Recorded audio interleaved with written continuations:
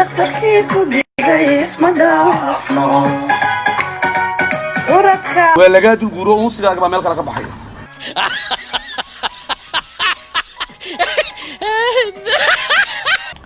السلام عليكم ورحمة الله تعالى وبركاته قارة قناة قاهي مدر ملك ساتوكتان سيكستو مقالكي دين سو غاري بالكاد داور سان شلك شعشكي وانا لك شعشكي كسر ودا برامج كاد راينتو برشدا عاو حيسه غوري حبارسن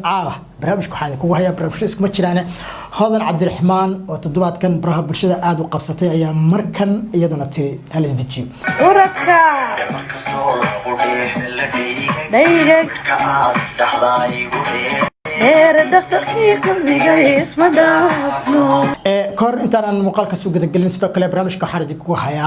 sirqaawi weeraryankii reer Puntland laakiin galmudug weerarka uga ciyaarayay galmudug finalka keenay laakiin ku guul dareystay inuu koobka galmudug geeyo baanta baraha bulshada lagu jarjarayo warninka maxaad ka rabtaan maxaad u ciilaysan sidoo kale asna barnaamijka ayaan ku eegi doonaa hadii ay baraale ka noqdo barsi markan hada mandambiyo qashqibo ku dhalashay ma ilmaanta qada dhabankayo soo imaadiyo wadkayo ma ilmaanta qada dhabankayo soo imaadiyo wadkayo waa lagaa dulguuro unsigaaga baa meel kale ka baxaya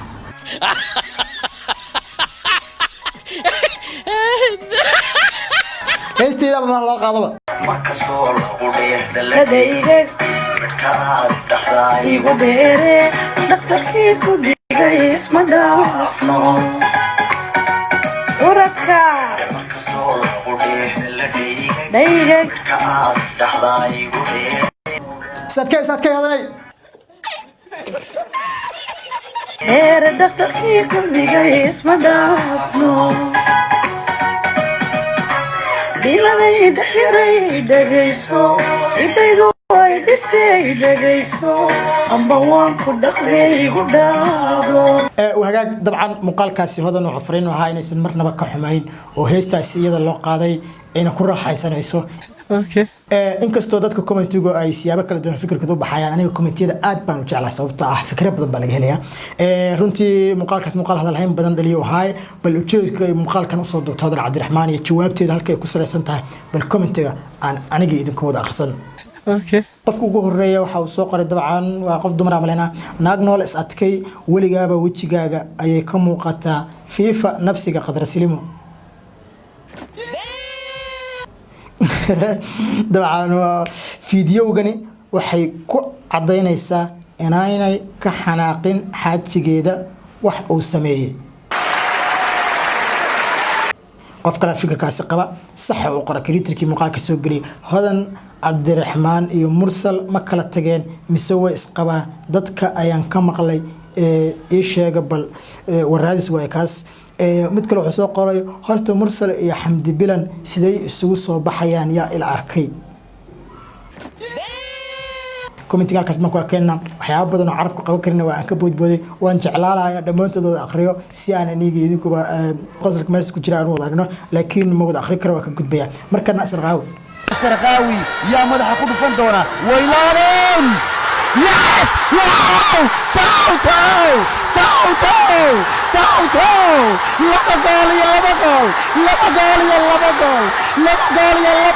laba gool kani waa sarqaawi waxa uu baraha bulshada aad u qabsaday kadib markii uu ka soo muuqday kaalin wanaagsan oo ka qaatay kulankii adkaa ee dhaxmaray kooxaha ama xulalka galmudug iyo Puntland taasoo Puntland lagu garaacay hal sarqaawi sababaha uu social media u qabsaday waxa ka mid ah inuu ahaa ciyaaryahanka kaliya isagoo Puntland galmudug u ciyaaraya sabab jira awgeed isla markaana taasina waxay keentay in ciyaaryahankan markii uu koobkaasi ka soo dhex noqday isla markaana uu noqday nin inta badan shacbiyad haysta laga dhigo ama loo ballan qaado abaalmarin qaali ay ku jirtay xitaa gabar la siiyo koobka hadad galmudug geyso gabar ayaad gudoomi doontaa gaari cadna warkiis badaa Turkiina talxiis bad u tagi doontaa laakiin waa dadaalay runtii waxa uu ka shaqeeyay in galmudug iyadoo god ku sii socota oo koobka finalka daqiiqadii hore ama waqtigii dhamaadka ciyaarta lagu kala bixin rabo oo rajadiisa soo celiyay oo rajadeeda koobkaas oo soo celiyay galmudug inta aan rigoorada la gaarin waxa una bilson oo laaday ay sababtay inay galmudug mar kale ay ciyaarta natiijadeeda ay dib u soo celiso isla markaana ay ka dhigto babardhac laakiin waqtiga oo celay galmudug oo aan loo ogolaanin daqiiqado dheeriya lagu daro si ay gool kale ula yimaadaan ee rigoorihii oo goolahayihii kooxda ciyaarta ku jiray banaadir ugu jiray ama muqdishaawiyiinta goolahayaha ugu jiray oo ahaa goolahaye ka khatarsan goolahaye ay galmudug wadatay isla markaana ahaa goolahaye aad u khatar badan sababtay in rigoorooyinka ay tuureen laga seefgareeyo halka goolahayahoodana oo waxba qaba waay runtii goolahayaha galmudug isaga xitaa aad buu u dadaalay laakiin waqtiga ayaan ka heliya ayaan oran karnaa ugu dambeyn Sirqaawi maanta muuqaaladiisu waxay buux dhaafiyeen baraha bulshada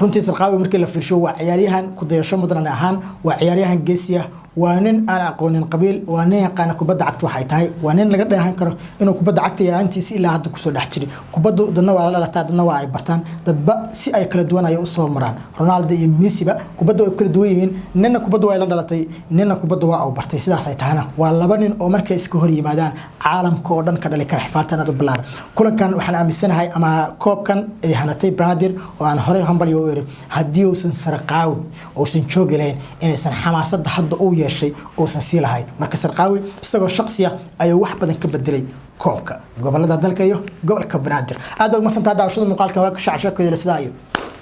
muuqaal dambe xsan